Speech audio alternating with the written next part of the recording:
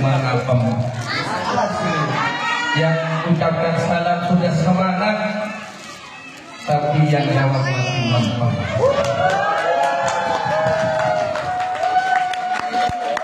Bapak-bapak, ibu-ibu, anak-anak sekalian, mengucapkan salam itu adalah kita saling mendoakan. Assalamualaikum, semoga keselamatan atas panjenengan sekalian. Kemudian selain kita didoakan selamat, warahmatullahi, kita didoakan untuk mendapatkan senantiasa mendapatkan rahmat Allah Subhanahu wa taala. Kemudian yang ketiga, warahmatullahi wabarakatuh, kita saling mendoakan mendapatkan keberkahan. Barokah itu artinya adalah ziyadatul khair, bertambah kebaikan. Kalau tadi kita lihat sholat maghrib banyak, sholat isya ketika berjamaah juga full, itu adalah barokahnya acara pada malam hari ini. Artinya acara pada malam hari ini sukses.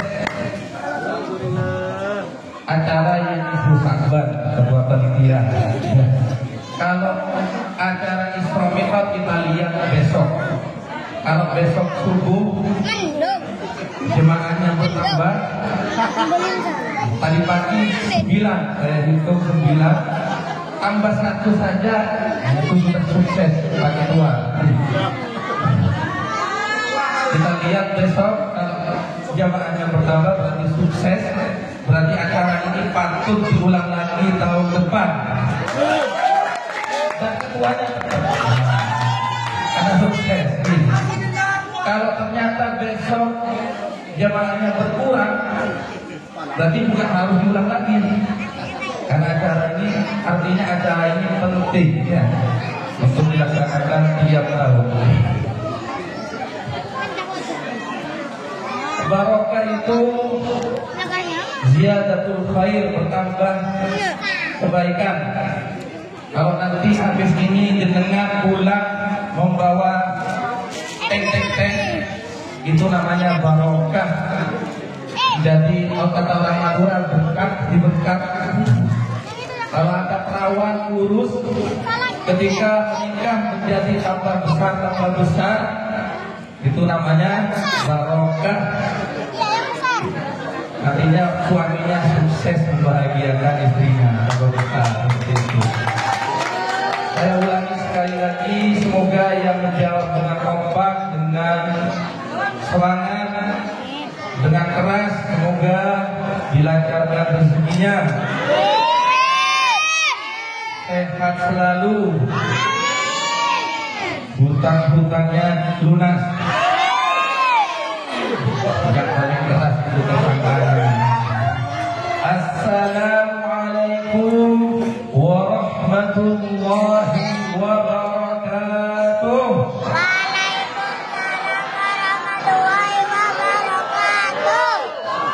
Alhamdulillah, tadi mengucapkan salam itu Bapak Ibu hukumnya sunnah, tapi menjawab salam hukumnya wajib.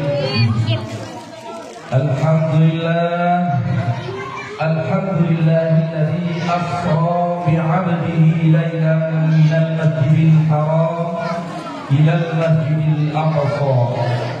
Allahumma salli ala sayyidina Muhammadin al-fatih lima ughliqa wal khatim lima sabaqa nasiril haqqi bil haqq wal hadi ila siratikal mustaqim wa ala alihi wa sahbihi haqqa qadrihi wa miqdarihi al-azim.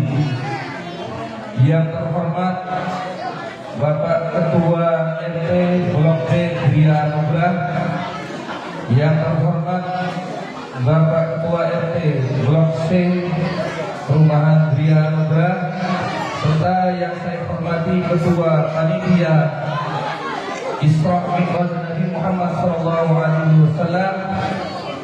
Al-Ustaz Mustami, yang saya hormati Bapak Ibu hadirin semuanya.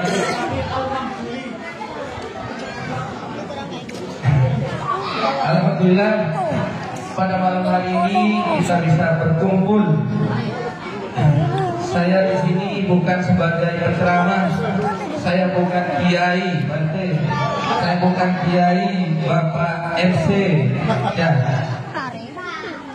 Kiai itu awalnya adalah ketika biasanya ustadz yang mimpin di suatu acara itu ternyata gak hadir, bingung para jamaah bingung, akhirnya ketemulah satu orang kiai, kemudian sekarang menjadi kiai seperti itu. Nah itu saya sekarang ini. Nah, kenapa? Karena ketua panitia menyampaikan ini Ustaz, ini terlalu impact ini untuk mencari kiai, nggak ada ini. Kemudian juga masalah biaya, tidak ada anggarannya kiainya, seperti itu, sehingga kemudian timbullah kiai. Nah, saya ini kiai seperti itu. Ya. Jadi sekali lagi saya ini bukan kiai, bukan kiai, nggak usah dianggap kiai, nggak usah dianggap guru. Saya di sini cuma mau bercerita sedikit sesuai dengan pesanan ketua panitia. Pokoknya ada Ustaz.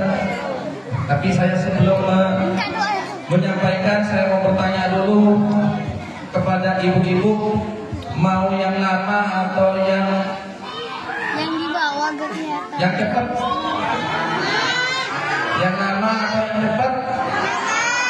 Yang panjang atau yang pendek?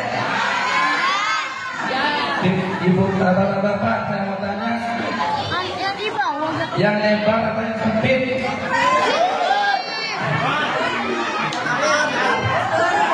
Bapak-bapak, ibu-ibu, saya tidak akan berpanjang lebar karena kalau terlalu panjang kasihan ibu-ibu, kalau terlalu lebar kasihan bapak-bapak.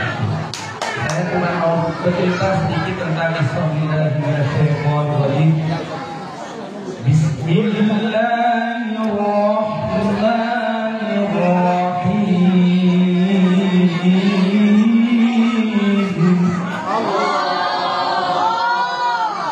Subhanalladzi asra bi'abdihi laylan minal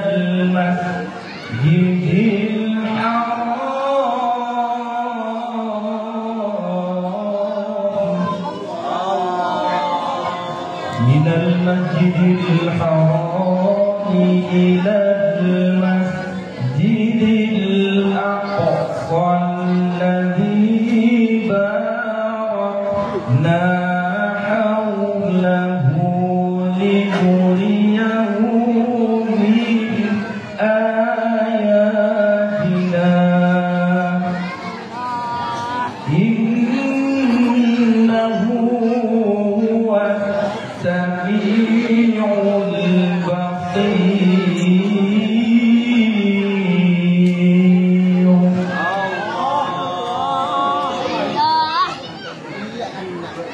Isra Mi'raj ini adalah suatu peristiwa yang diabadikan oleh Allah di dalam Al-Quran, yaitu surah Al-Isra ayat 1.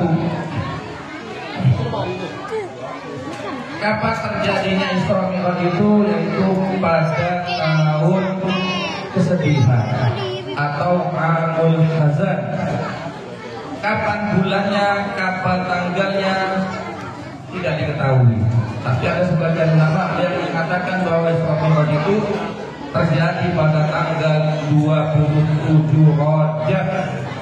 Kalau sekarang sudah tanggal 15 Saban, ya berarti kita terlewat.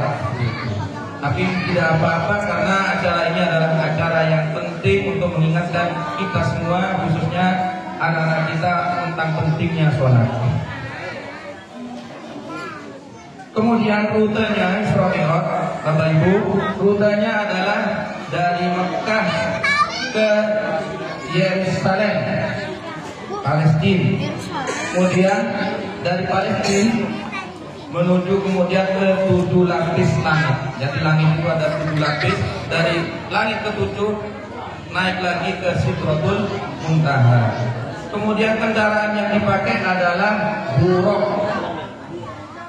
Buraq yang ditunggangi oleh Nabi Muhammad adalah Buraq. Pendampingnya, yang mendampingi Nabi Muhammad adalah malaikat Jibril. Nah, Isra adalah perjalanan dari Masjidil Haram ke Masjidil Aqsa, yang disebut dengan Isra. Kemudian yang Mi'raj adalah menembus 7 lapis langit. Jadi naiknya Nabi Muhammad dari Masjidil Aqsa itu ke Sidratul Muntaha, itu disebut dengan Mi'raj. Kemudian jaraknya dari Mekah ke Yerusalem itu adalah 1240 meter, Ibu. 1240 meter. Kalau pakai pesawat itu 2 jam. Ya, sementara dulu tidak ada pesawat, tidak ada mobil, tidak ada sepeda motor. Adanya apa? Cuma kuda sama unta itu. Jadi kalau ditempuh dengan unta, itu perjalanan dari Masjidil Haram ke Masjidil Aqsa itu sekitar 1 bulan. Pulangnya 1 bulan lagi. Sehingga ketika Nabi menyampaikan Isra Mi'raj ini, banyak yang kemudian tidak percaya. Khususnya orang-orang kafir tidak percaya. Kemudian orang-orang kafir Quraisy menyampaikan kepada Sayyidina Abu Bakar, harapannya minta dukungan Sayyidina Abu Bakar untuk tidak percaya kepada Nabi. Kemudian apa kata Sayyidina Abu Bakar? Kalau itu dari Nabi Muhammad, saya percaya. Bahkan kalau lebih dari itu, saya percaya, kata Sayyidina Abu Bakar. Maka setelah itu kemudian, karena Abu Bakar ini membenarkan Nabi Muhammad, dijuluki dengan As-Siddiq, seperti itu. Ini kalau diibaratkan, Bapak Ibu, kemarin saya ke Surabaya, di mobil saya itu banyak semut. Nah, semut-semut itu ikut mobil saya, kemudian pulang ke sini. Semut-semut yang ada di mobil itu kalau turun cerita ke teman-temannya, ya teman-temannya nggak percaya. Mana mungkin dari sini ke Surabaya ditempuh dengan cuma 2-3 jam seperti itu. Nah, kecuali semut-semut yang tahu, kenal ke saya, kenal lihat mobil saya, kecuali seperti itu. Nah, ini pada waktu itu orang-orang tidak melihat, kalau yang tidak kenal dengan Allah, tidak melihat Buraq langsung, ya tidak percaya. Jadi banyak kemudian orang-orang kafir mendustakan Nabi Muhammad, mengatakan bahwa Nabi Muhammad itu gila. Nah, itu mustahil seperti itu, kecuali orang-orang yang beriman.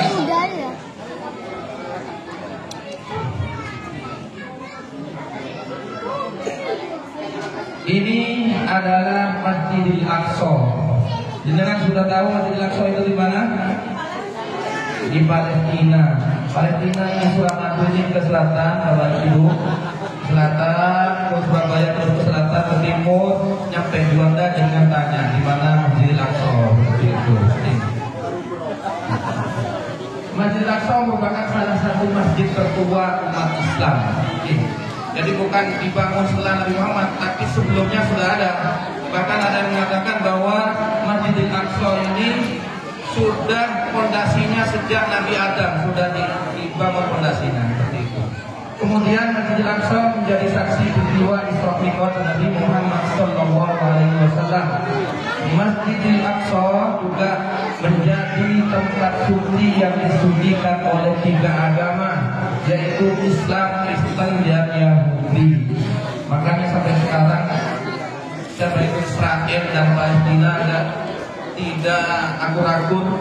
Salah satunya adalah memperebutkan ini Masjidil Aqsa ini. Palestina Thailand. Mohon maaf saya agak salah. Saya nggak mau ngajak anak-anakku sekalian untuk bernyanyi bersama, ya. Di suatu malam di bulan Rajab,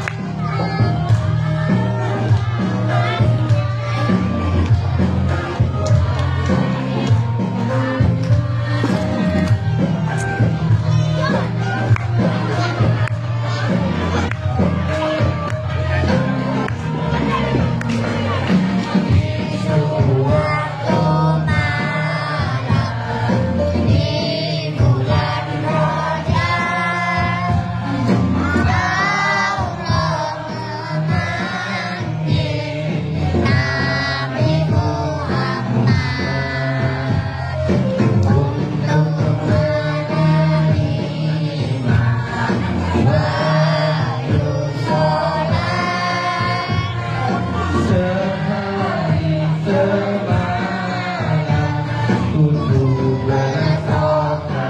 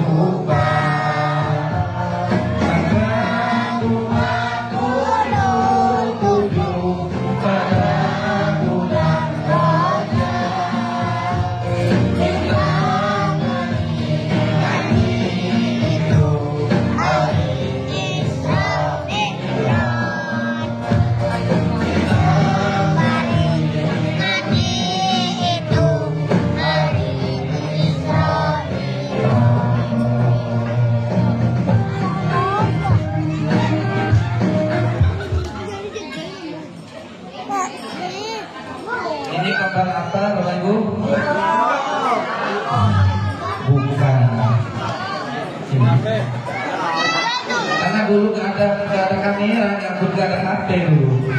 Ini cuma ilustrasi saja. Bagi orang-orang yang kemudian mendengar hadis Nabi itu mengilustrasikan buruk seperti ini. Kata Nabi, utitu bil buraqi wa huwa dabatun abiyadun.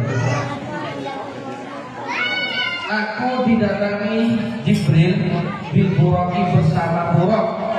Buraq itu dabatun abiyadun, adalah hewan tunggangan yang berwarna putih. Fawqal himar tawilun, burung. Fawqal himari wa dunal baghi, Kocak kuda. lebih besar dari keledai dan lebih kecil dari biwal. Ia menaruh kukunya di ujung tempat yang ia lihat. Jadi Bapak Ibu, burung itu lebih besar dari keledai dan lebih kecil dari biwal. Kemudian kecepatannya burung itu secepat pandangan mata. Kalau mata kita nyampe dari sini ke alun-alun yang andaikan tidak terhalang, maka yang burung sudah nyampe ke sana. Sampai dari sana lihat lagi kemana, nyampe ke sana. Saking cepatnya seperti itu. Ini rutanya Bapak Ibu. Ketika waktu itu Nabi tidur di sampingnya Ka'bah, kemudian dibawa oleh malaikat Jibril bersama burung itu ke Madinah. Dari Madinah itu belum dulu namanya bukan Madinah. Kemudian dari Madinah ke Bukit Tursiya, Tunisia. Dan Bukit Tunisia kemudian ke Baitul Laham atau Bethlehem sekarang. Kemudian dari Bethlehem itu ke Baitul Maqdis atau Baitul Muqaddis. Kemudian dari Baitul Muqaddis atau dari dari Masjidil Aqsa itu baru kemudian naik sampai ke Sidratul Muntaha. Ada lagi tempat lain yaitu Madian, tempatnya Nabi Musa itu Madian, juga berdiri di situ. Dan setiap tempat itu Nabi Muhammad diminta oleh malaikat Jibril untuk sholat. Jadi Nabi Muhammad diajari sholat oleh malaikat Jibril. Nah dari ini kita dapat mendapat pelajaran bagi kita bahwa kita hendaklah memperbanyak sholat untuk senantiasa mencari ridho Allah, untuk mendekatkan diri kepada Allah. Sholat sunnah, kemudian kita dianjurkan juga untuk sholat sunnah ketika setiap masuk masjid.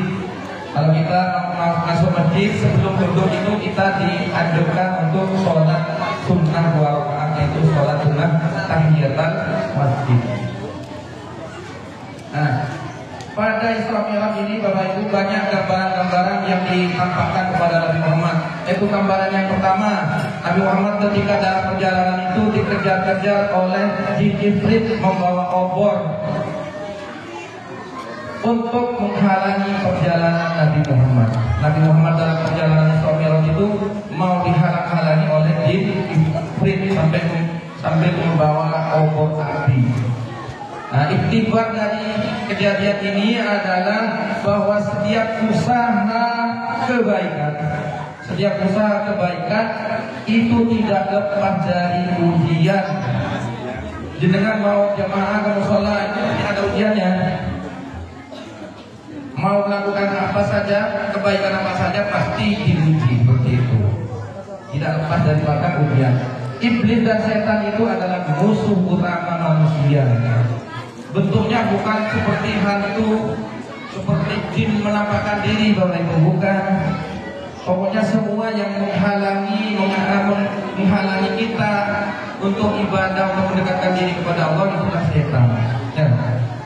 Siapa saja yang mengajak kepada kemaksiatan itu adalah setan. Bentuknya bisa manusia, bisa anak, bisa istri, bisa tetangga, bisa teman, bisa harta, pokoknya yang menghalangi kita untuk ibadah kepada Allah atau yang mengajak kita kepada kemaksiatan itu adalah setan. Jadi setan itu sifatnya seperti itu. Kemudian kita dilarang berdamping atau mengamalkan ilmu hitam. Apa ilmu hitam itu? Bisa santet, bisa tenun, bisa sihir. Pokoknya semuanya yang niatnya tidak baik itu adalah ilmu hitam. Baik itu bacanya zikir, walaupun bacanya zikir, bacanya hisib, tapi kalau niatnya tidak baik itu adalah ilmu hitam. Saya ingat dulu waktu saya mondok pertama kali, dapat 1 minggu, 1 kamar itu sakit semua, termasuk saya. Jadi Quran itu gantian.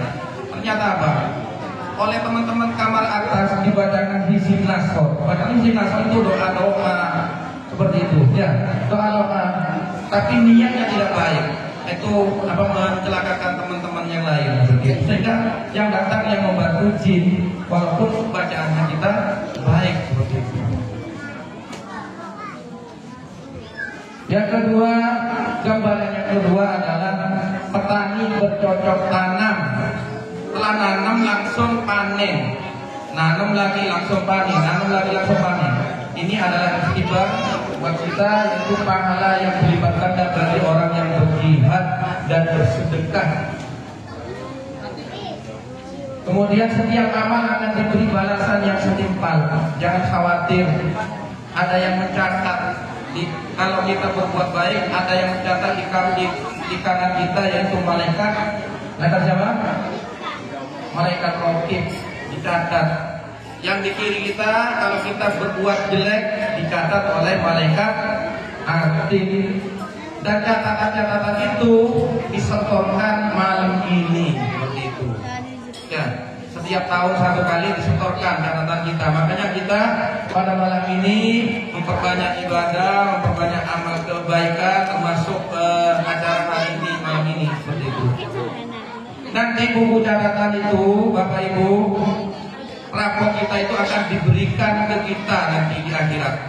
Kalau kita banyak melakukan amal-amal ibadah yang soleh, kita akan menerima dengan tangan kanan. Tapi kalau di dalam catatan itu banyak keburukannya, kita akan menerima dengan tangan kiri. Semoga kita semua nanti mendapatkan buku-buku kita, rapor kita dengan tangan kanan tadi. Kemudian carilah rezeki yang halal, karena yang halal itu mudah, yang halal itu, jalan yang halal itu banyak. Jangan dibalik. Yang haram saja sulit, apalagi yang halal. Jangan seperti itu, ya. Kalau mau bekerja kita goyang-goyang kaki saja dapat uang, duduk-duduk goyang-goyang kaki dapat uang. Siapa itu? Penjahit. Atau tiduran goyang-goyang jempol kita bisa dapat uang. Apa itu? Gak usah ngapa-ngapain, cuma tiduran goyang-goyang jempol, ngapain? Hah? Bukan berzikir, main HP, jualan online. Bisa dropship itu sistemnya kerjasama dengan penjual. Nah, kita memasarkan barangnya. Kemudian ketika ada orang beli, orang yang jual itu yang ngirim. Jadi kita nggak ngapa-ngapain, bisa.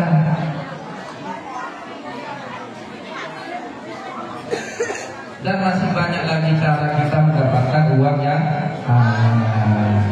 Yang ketiga, bawangi kubur tukang sikat, tukang sisir rambut anak Fir'aun.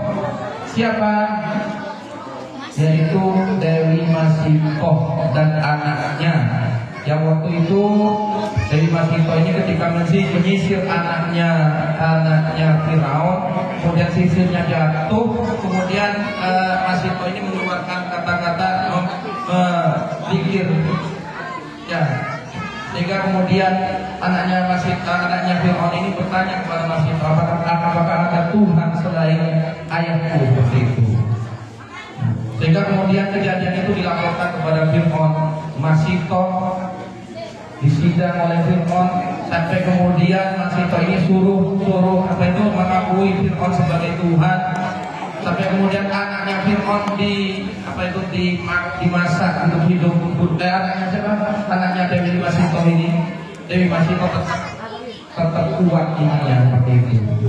Sehingga kemudian ditampakkan ketika Isra Mi'raj itu kuburnya Dewi Masitoh dan anaknya itu harum. Kemudian gambaran yang keempat, manusia memecahkan kepalanya dengan batu. Kepalanya dipecahkan dengan batu, dipecahkan sendiri. Siapa itu ya Jibril? Dijawab oleh Jibril, itu adalah umatmu Muhammad yang malas mengerjakan sholat. Orang-orang yang malas mengerjakan sholat 5 waktu nanti akan memecahkan kepalanya dengan batu, seperti itu. Kira-kira sakit apa enggak? Kalau nggak percaya nggak usah sampai pecah, cukup ambil paping sampai luka saja, ya. Kalau nggak percaya. Oleh karena itu, mari kita tetap memelihara sholat walau dalam apapun keadaan. Karena mundurnya sholat itu cuma 2. Mundurnya sholat cuma 2. Apa itu? Lupa dan tidur. Kita tidak disiksa karena tidak sholat kalau lupa dan tidur. Karena hakikatnya yang membuat kita lupa itu adalah Allah. Tapi bukan pura-pura lupa, bukan. Kalau kita benar-benar tidur, dimaafkan, diampuni, seperti itu. Kalau sakit, tetap harus sholat. Gak bisa berdiri, sholat dengan duduk. Gak bisa duduk, tidur miring. Tidak bisa tidur miring, tidur terlentang. Tidak bisa tidur terlentang, isyarat dengan mata. Isyarat dengan mata tidak bisa, padahal masih hidup. Tetap sholat di dalam hatinya. Sholat dalam hati gak bisa, ya disolati. Tapi sudah mati. Buat apa begini?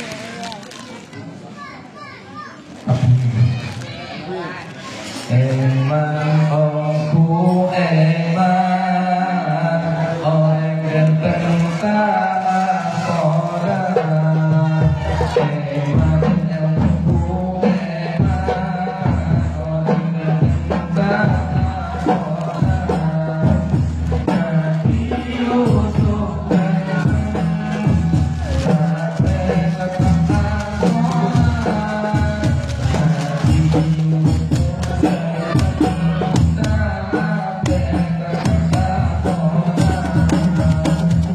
Nabi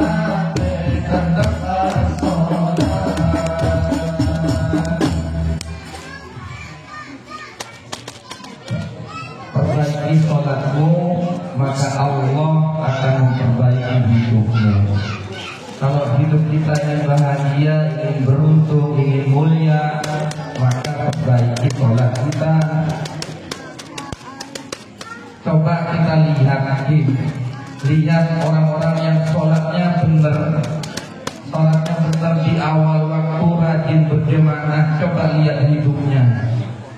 Kalau saya sendiri melihat orang-orang yang seperti itu, ada teman-teman saya rapat keluar, ketika azan langsung keluar, langsung berjemaah seperti itu. Ada temannya istri juga, ketika kuliah waktu azan langsung keluar, ditinggal tahu saja. Dilihat kehidupannya enak, kaya.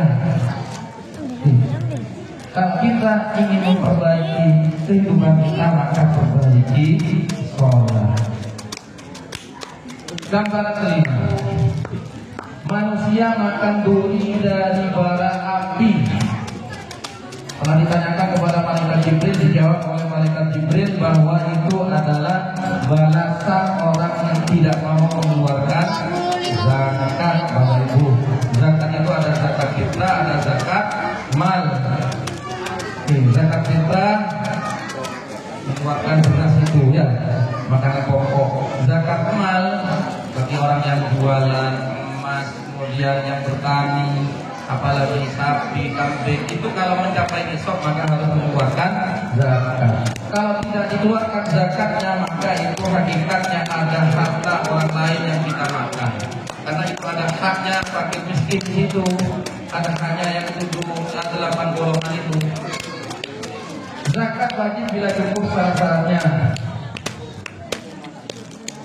Kemudian manusia makan daging busuk. Manusia makan daging busuk di dalam neraka, dilihat oleh Nabi Muhammad. Setelah ditanyakan kepada malaikat Jibril, dijawab oleh malaikat Jibril bahwa itu adalah orang-orang yang suka berzina di dunia. Ya.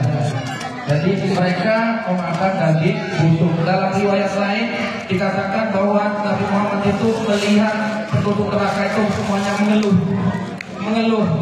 Kenapa? Karena mencium bau yang sangat busuk, yang sangat basi, mengganggu seluruh penduduk neraka. Setelah ditanyakan kepada malaikat Jibril, ternyata bau itu keluar dari kemaluan wanita yang suka berzina di dunia. Keluar darah dan nanah, baunya sangat mengganggu seluruh penduduk neraka. Dan darah dan nanah itu dibuat minuman keras di dunia. Seperti itu. Zina, homoseks dan lesbian bisa menyebabkan penyakit ini. Apa itu penyakit? AIDS, ini dan lain sebagainya. Manusia berenang dalam lautan darah dan dibaling dengan batu. Yang paling batu, mereka adalah balasan perbuatan riba. Termasuk juga pemberi, penerima, pencatat dan juga saksinya.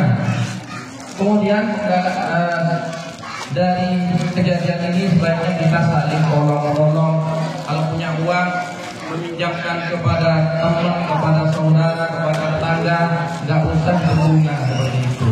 Nah, kita saling tolong-menolong. Kemudian gambaran ke-8, kayu berduri mengait orang jalan, yaitu balasan orang yang suka mengganggu orang lain. Islam menuntut kepada kedamaian. Islam melarang membuang masa, membuang waktu dengan sia-sia. Kemudian gambaran ke-9, tidak mampu memikul. Tadi orang itu dilihat oleh Nabi tidak mampu memikul, tapi bebannya selalu ditambah. Padahal tidak mampu, harusnya kan dikurangi, tapi selalu ditambah. Padahal sudah tidak kuat. Nah, itu iktibatnya adalah, pelajarannya adalah balasan tidak amanah. Bila tamat puasa tapi tidak berupaya menjalankan dengan sempurna. Ya. Calon DPR, calon bupati, sampai nyogok, sampai bayar, tapi kemudian setelah jadi tidak melaksanakan amanah. Ini balasannya. Kemudian menggunting lidah menggunakan gunting api neraka dan berjantung semula. Lidahnya digunting dengan api neraka, putus lagi, digunting lagi, seperti itu. Putus lagi, digunting lagi dengan api neraka. Ini adalah cakap tetapi tidak amal. Ini para ustaz, para guru menyampaikan ilmu, tetapi kemudian ustaznya tidak melaksanakan, seperti itu. Berkata benar walaupun lahir berdusta adalah ciri-ciri orang munafik. Mencakar muka dan dada dengan kuku tembaga, bahasa keempat. Lembu besar keluar dari lubang sempit dan mau masuk lagi. Sikap angkuh dan sombong. Jadi bahkan lembu besar keluar dari lubang sempit, kemudian mau maksa masuk lagi. Ini adalah ibaratnya orang sombong. Ada kecuali sombong yang diharuskan. Apa sombong yang diharuskan itu? Ada sombong yang diharuskan, yaitu tentara perang ketika mau melawan orang kafir itu harus sombong. Tujuannya apa? Untuk supaya orang kafir menjadi ius, seperti itu, menjadi tidak berani. Ada lagi sombong yang diharuskan adalah ketika ada teman kita, saudara kita, tetangga kita sombong, nah kita harus sombong di atasnya sebagai pelajaran bagi orang itu, seperti itu. Karena yang pantas sombong itu adalah hanya Allah. Kita ganteng itu oleh Allah, kita kaya itu karena Allah, bukan karena perbuatan kita. Siapa itu sombong yang kaya itu?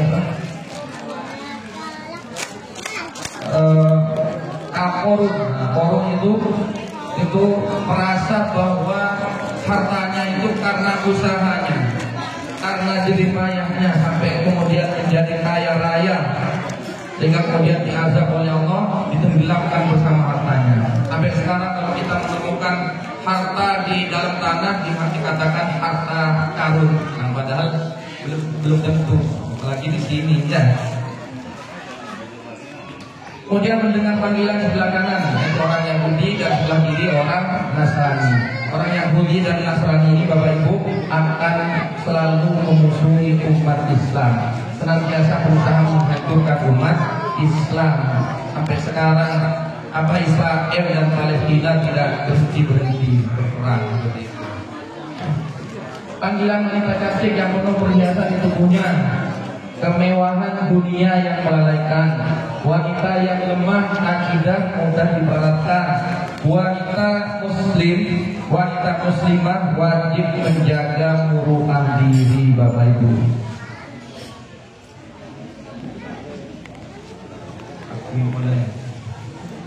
Aku eman omku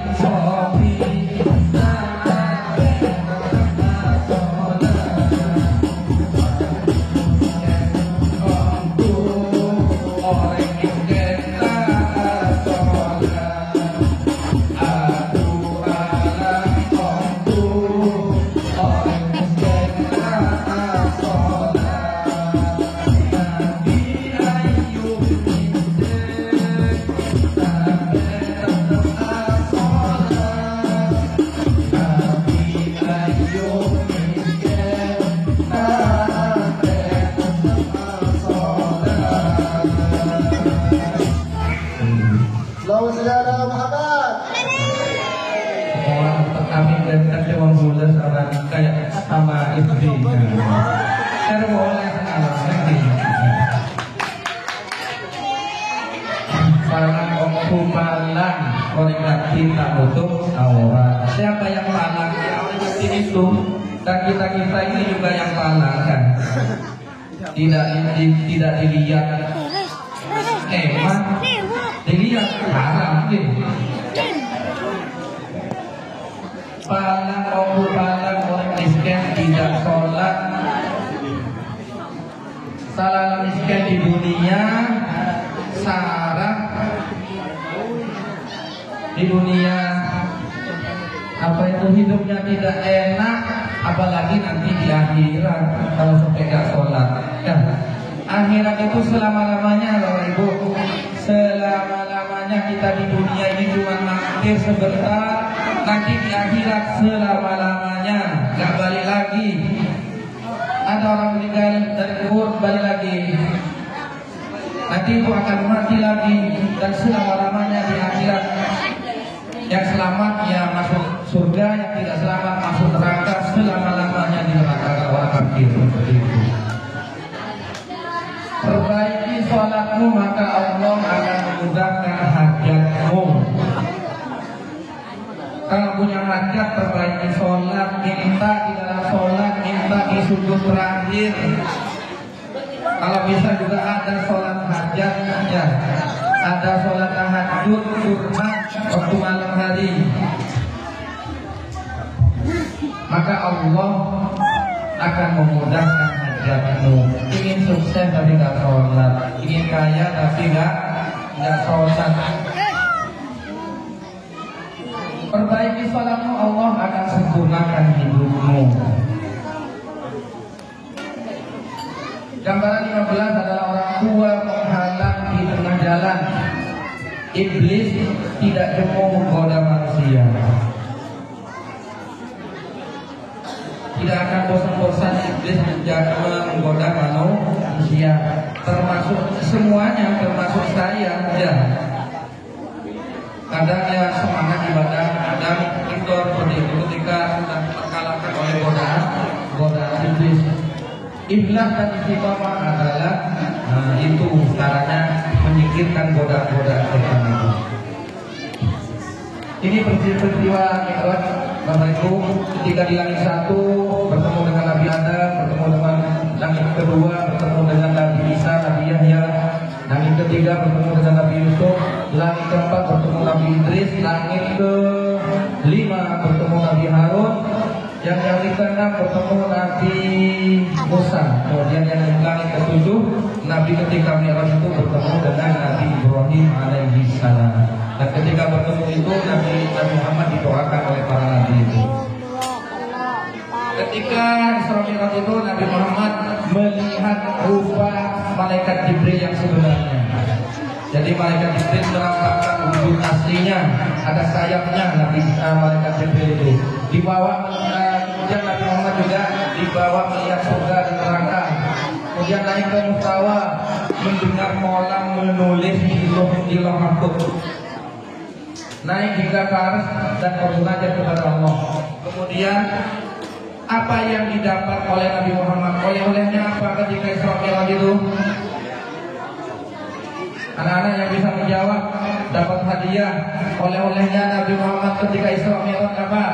Maju ke depan sini yang mau hadiah. Oleh-olehnya Nabi Muhammad ketika Isra Mi'raj. Anak-anak maju ke sini, maju.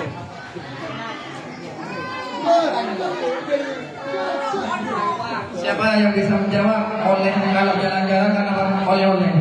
Nabi Muhammad ini jalan dari Madinah Aqsa dari Madinah Haram ke Madinah Aqsa kemudian ke Sidratul Muntaha. Oleh-olehnya kira-kira apa? Siapa yang menjawab dapat hadiah ini? Kurma. Nih. Ya, siapa? Kurma. Siapa yang bisa menjawab dapat hadiah? Ya, Dani.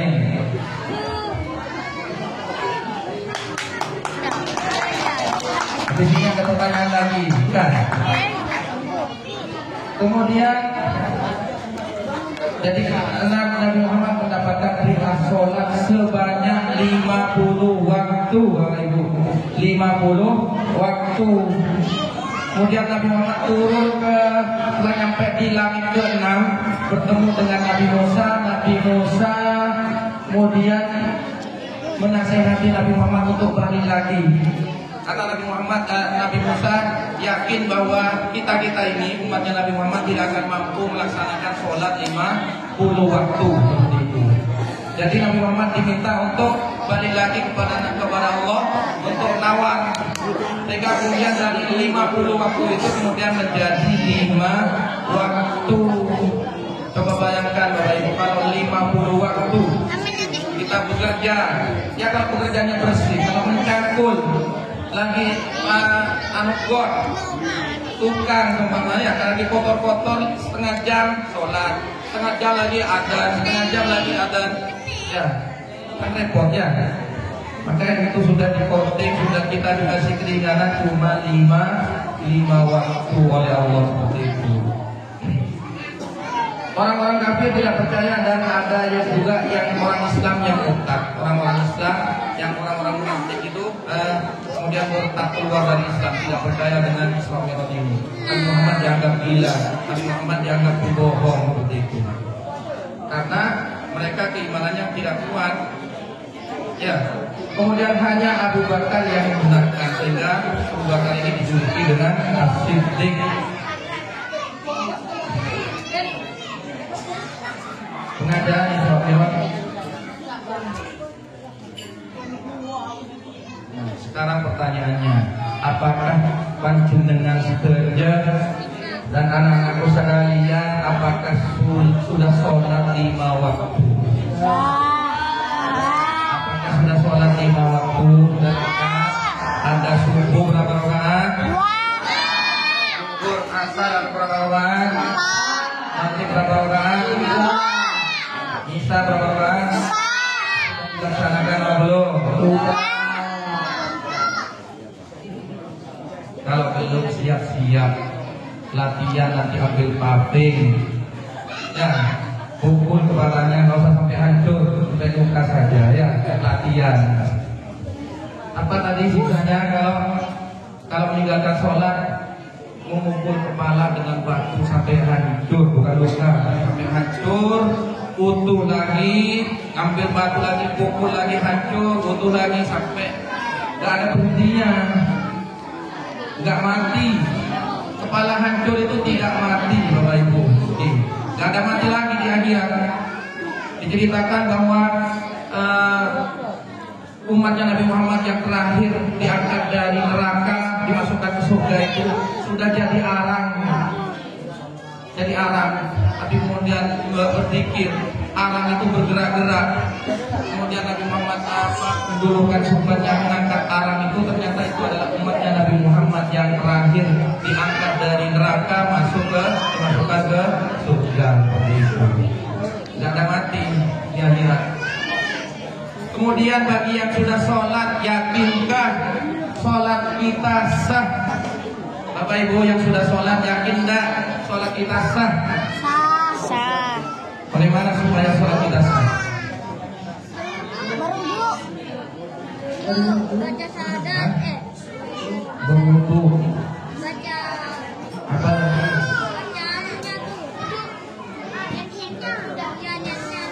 Sholat kita sah kalau syarat dan rukunnya terpenuhi.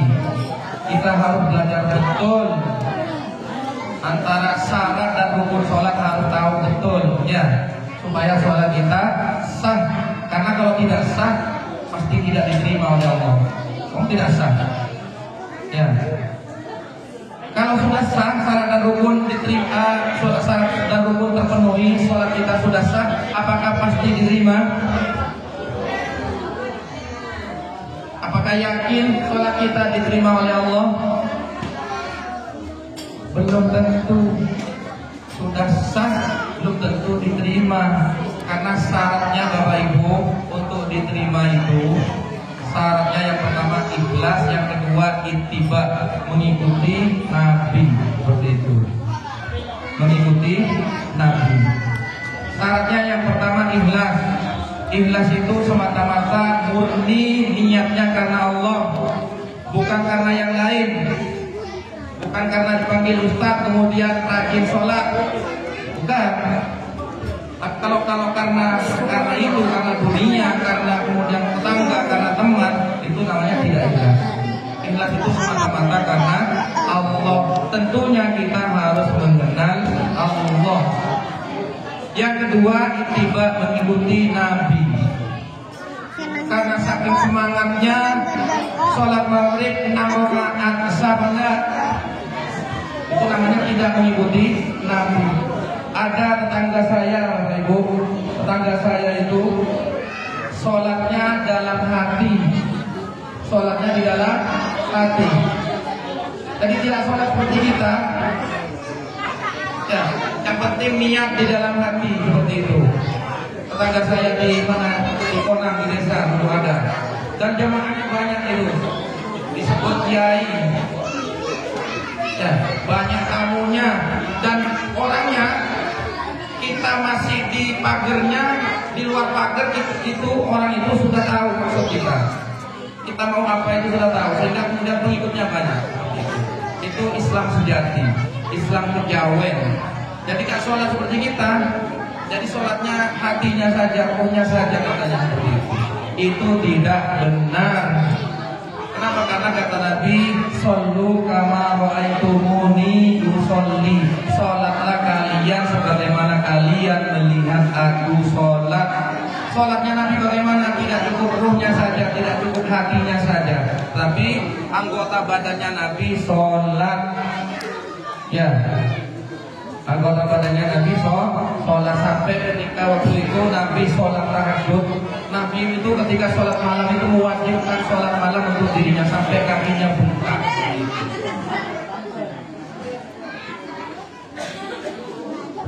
Lalu bagaimana diterima sholat itu? Ditambah lagi. Kalau amal ibadah lain cukup dua itu, ikhlas dan ittiba.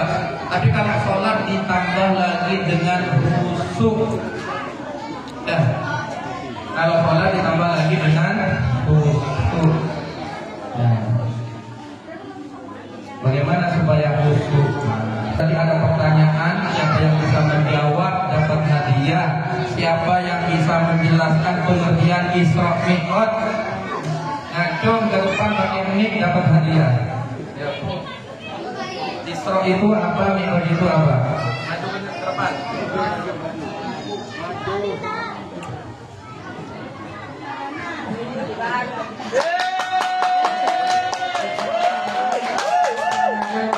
Dari Masjidil Haram ke Masjidil Aqsa. Mi'raj adalah perjalanan Nabi dari Masjidil Aqsa ke langit ke-7. Dari langit ke-7 ke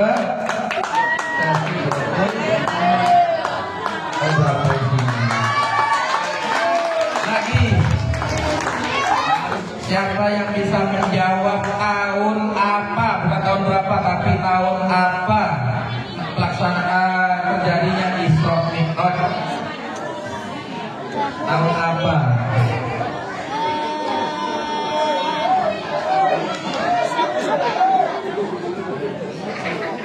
Jawab anak-anak.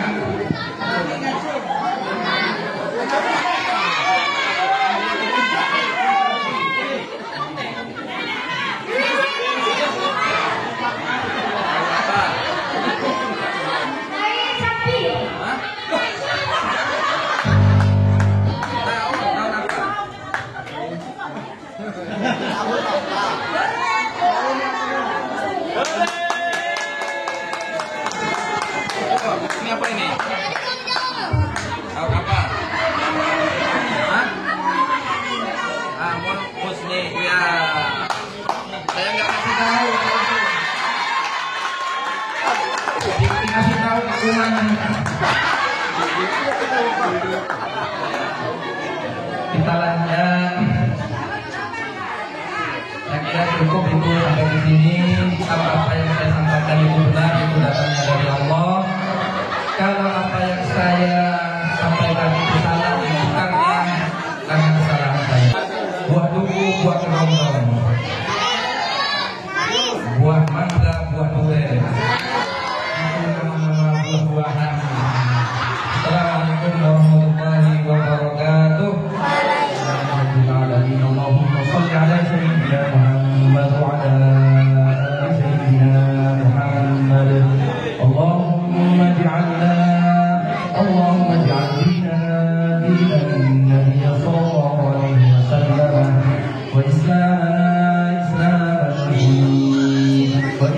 إيمان المؤمنين وصلاتنا صلاة الخاشعين وقيامنا قيام الخائفين وركوعنا ركوع المتورعين وسجودنا سجود المتضرعين فأعمالنا أعمال الصالحين ونيتنا نية المخلصين وذنوبنا ذنوب المستغفرين ربنا ظلمنا أنفسنا وإن لم تغفر لنا وترحمنا لنكونن من الخاسرين ربنا اغفر لنا ولإخواننا الذين سبقونا بالإيمان ولا تجعل في قلوبنا غلا للذين آمنوا ربنا إنك رؤوف رحيم اللهم يا ضرير يا حميد يا مبدئ يا معين يا رحيم يا ودود أغننا بحلالك عن حرامك وبطاعتك عن معصيتك وبفضلك عن سواك اللهم ارزقنا رزقا حلالا طيبا واسعا يسيرا مباركا عاجلا بغير عاد ولا مشقة في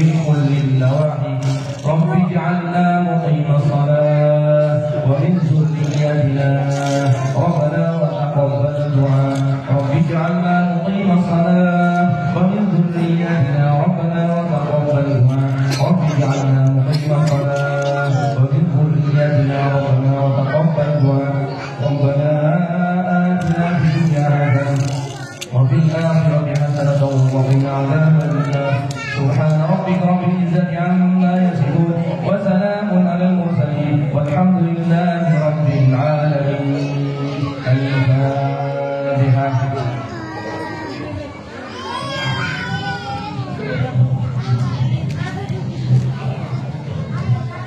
Sebelum saya akhiri, ingat ini ada bacaan doa Bapak Ibu yang apabila dibaca anak-anak kita akan sholat tanpa harus disuruh seperti itu. Ketika kita membaca banyak doa ini, insya Allah anak-anak kita akan rajin sholat. Rabbi ja'alni muqimas sholat wa min dzurriyyati Rabbana wa taqabbal du'a. Perbanyak doa itu. Rabbi ja'alni muqimas sholat wa min dzurriyyati Rabbana wa taqabbal du'a. Tadi karena bersama-sama Rabbi ja'alna seperti itu. Assalamualaikum warahmatullahi wabarakatuh.